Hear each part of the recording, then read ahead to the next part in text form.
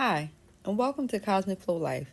I'm your host, Chinere, the Reiki hairstylist. I have great conversations in my head with myself regularly, and I also have great conversations with my clients in the salon regularly about life, spirituality, personal development, and sometimes hair. So I started recording these conversations to share because the gems that are dropped in this vulnerable space are simply incredible. So tune in to Cosmic Flow Life. It's a podcast about how life be lifing and how to thrive using natural tools, energy healing, and holistic practices to improve your mental, physical, financial, and spiritual self. The episodes are in two categories. One is Salon Conversations, where you get a glimpse of the salon experience and interactions my client and I have during their appointments. And the second is Off on a Tangent. These are audio only, and it's where I share my point of view on adulting, life lessons, salon hairstylist life, and spirituality. But be warned, I do curse from time to time because I speak very straight, no chaser, and without filter. Now, this sounds like something that you are interested in. Please follow this podcast on my website.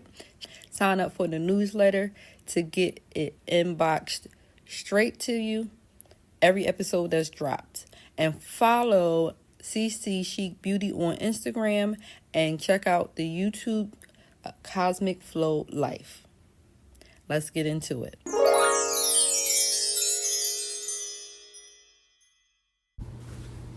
Hairstylists should not be doing consultations for free. I charge for consultations, and I charge for my time. I charge for consultations because I offer one-on-one consultations, and they require individualized attention.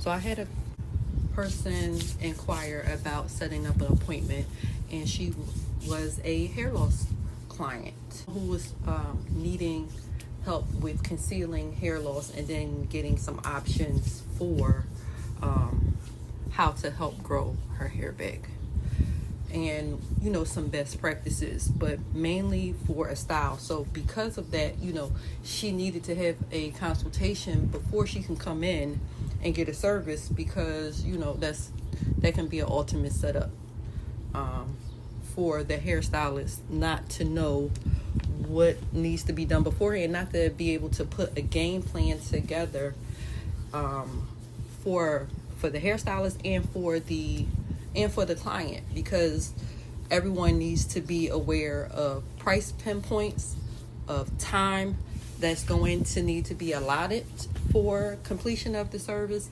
and how to maintain the service after it's done when the client is no longer with you.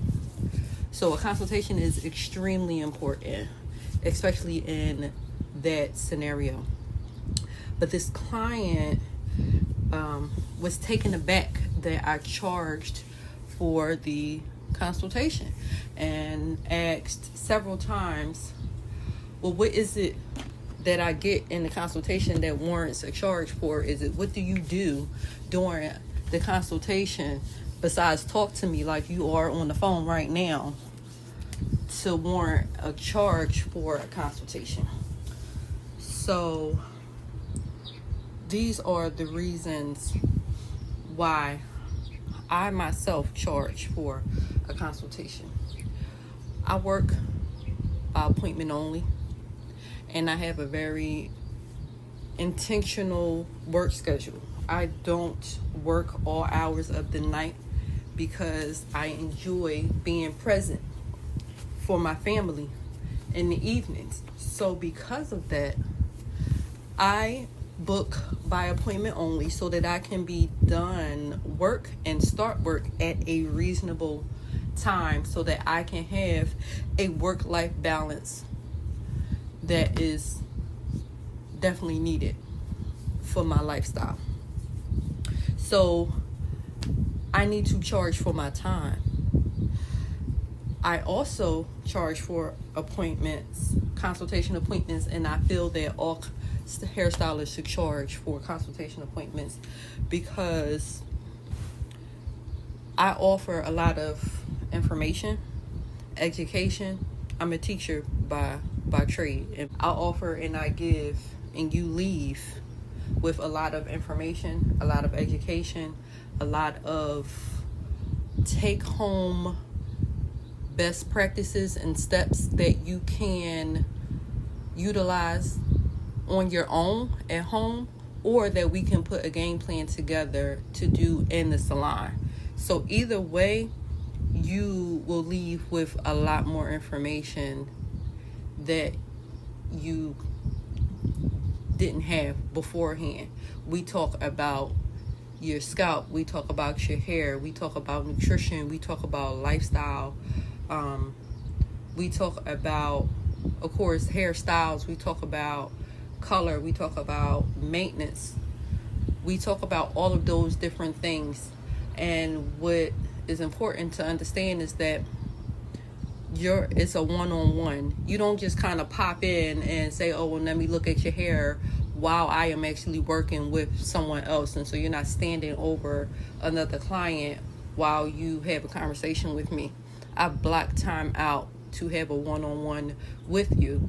And this is information that I have spent 15 years in the profession accumulating this knowledge from experiences working in a salon, but from my cosmetology education and the extended teacher's license education with the State Board of Philadelphia, Pennsylvania, and then from continued ongoing education throughout my career to continue the knowledge to grow and to be able to give to you. All of that costs money and devoted time away from the salon, time away from my family, and I'm sorry I can't give that to you for free.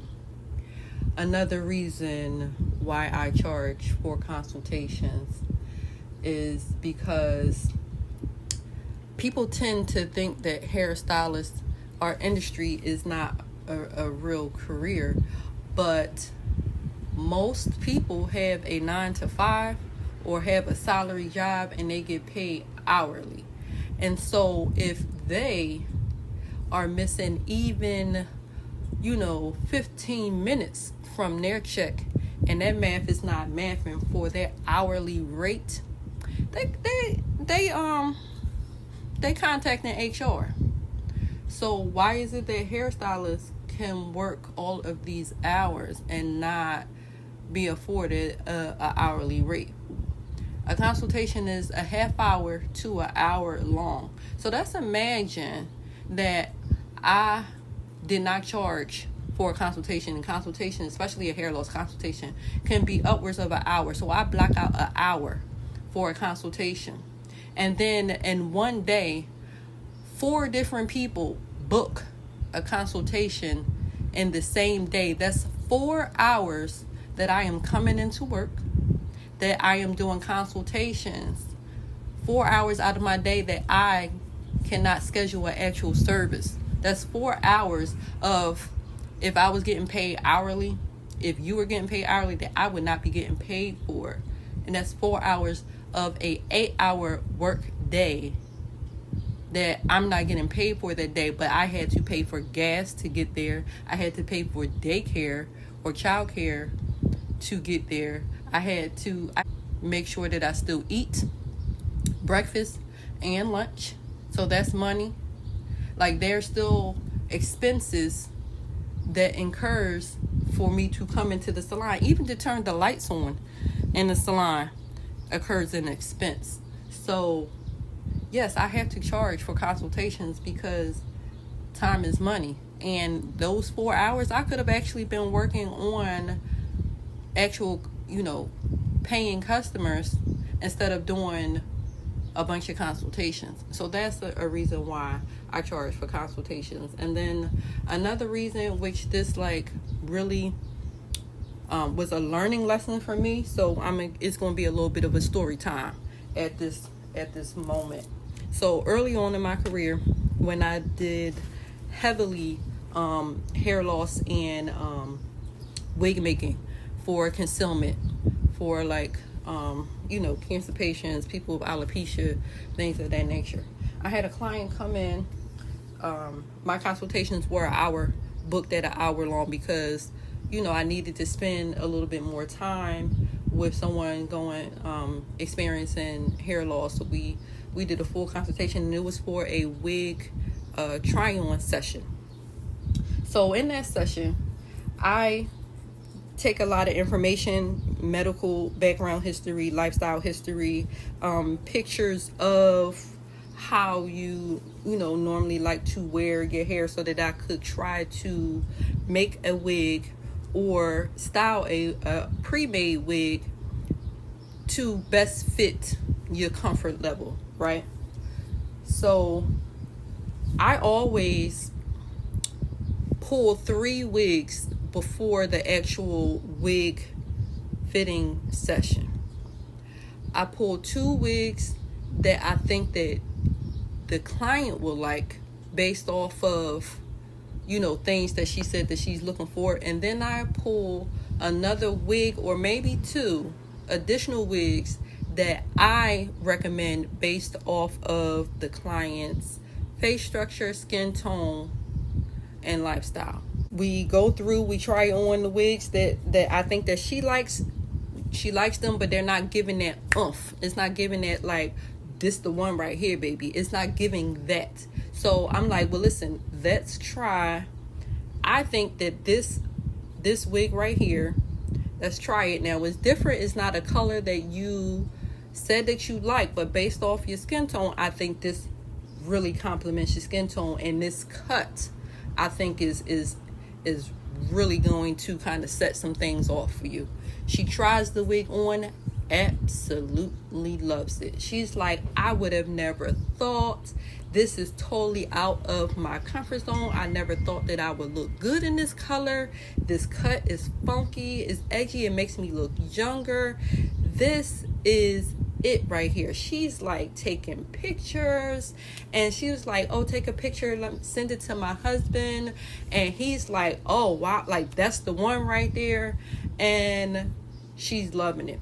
We spent an hour and a half for this free consultation. I'm like, you know what, it's okay, because she is absolutely loving the wig choice. I helped her, and it's going to end in a purchase. So we get to the price of the wig. This is a custom wig that I actually designed, so it was a little bit more expensive, because it fit perfectly, because it was a handmade wig that I designed beforehand, and that's why she loved it. So what happened was, she said, well, you know what, let me think about it. I love it. Let me take these numbers. Let me go home and let me talk to my husband about it. Please hold this wig for me. This, I'm going to come back for it. So I didn't hear from her for a while. And then I go and I follow up with her.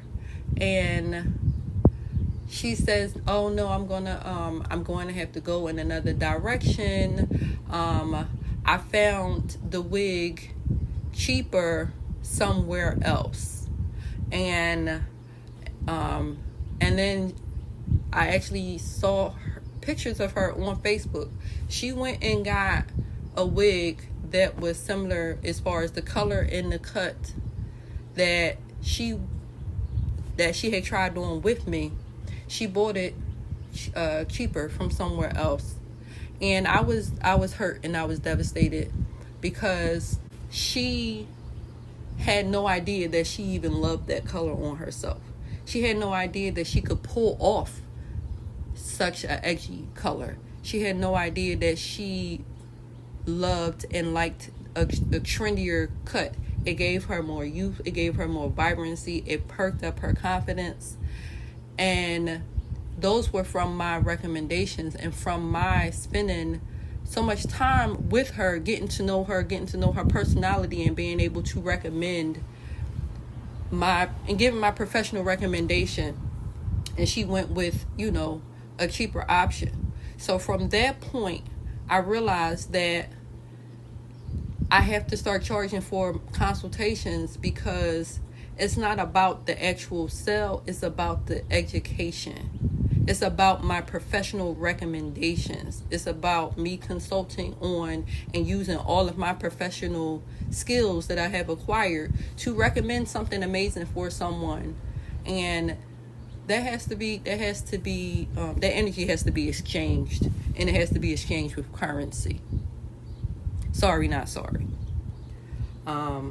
So I went from being hurt and betrayed and kind of doubting myself, like, why was my skills not good enough? And this is early on in my career, but then I realized, I have to put that value in myself as a professional. So from that point, I realized that, I have to charge something for my consultations, because it's not about the skill that I deliver with my hands, which are powerful, baby. But it is also the knowledge and the recommendations that I give. Not only recommendations for product, recommendations for skincare, recommendations for lifestyle, recommendations for nutrition. All of these are all acquired knowledge that I've gained over the years of devotion into this beauty industry that I could give to someone. So I give a lot of information away for free, but when you come in specifically to discuss certain items and you want my professional opinion, it does not come without a price. And that's why I feel that hairstylists should be doing the same thing. You should not be doing consultations for free. And consultations is its own individual service. You give the time, you give the one-on-one attention. Some consultations require looking at scalp, looking under microscopes, giving detailed analysis. It costs money to purchase the equipment that is used to do some very, in-depth consultations. So those are the reasons why I feel that hairstylists should charge for consultations. Those are my personal reasons why I charge for consultations: because of time, because of education, because of my professional authority. Thank you so much. Appreciate you. Love you. Have a good one.